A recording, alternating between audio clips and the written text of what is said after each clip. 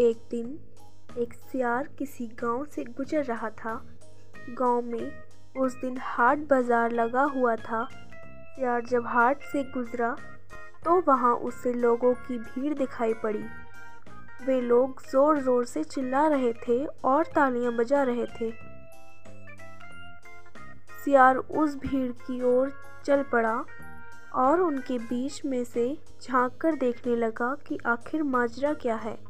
उसने देखा कि वहां दो हट्टी कट्टी बकरियों के बीच लड़ाई हो रही थी। लोग उन्हें ही देखकर चिल्ला रहे थे। दोनों बकरियों के बीच चल रही लड़ाई जबरदस्त थी।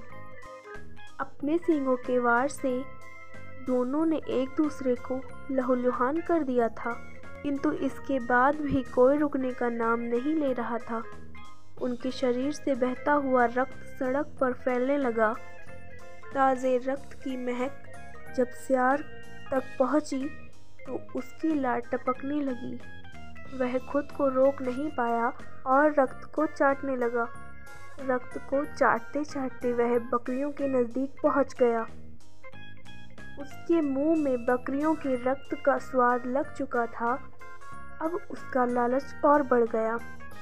उसने सोचा कि क्यों ना इस बकरियों को मारकर मैं अपने पेट की ज्वाला शांत कर लूं।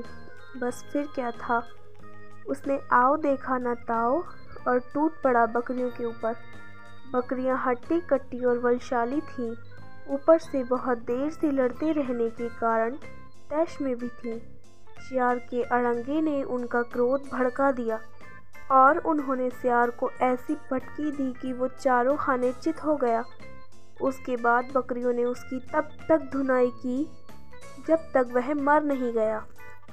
कोई भी कदम उठाने से पहले भली भांति सोच लेना चाहिए। लोभ के वशीभूत होकर उठाया गया कदम पतन की ओर ले जाता है।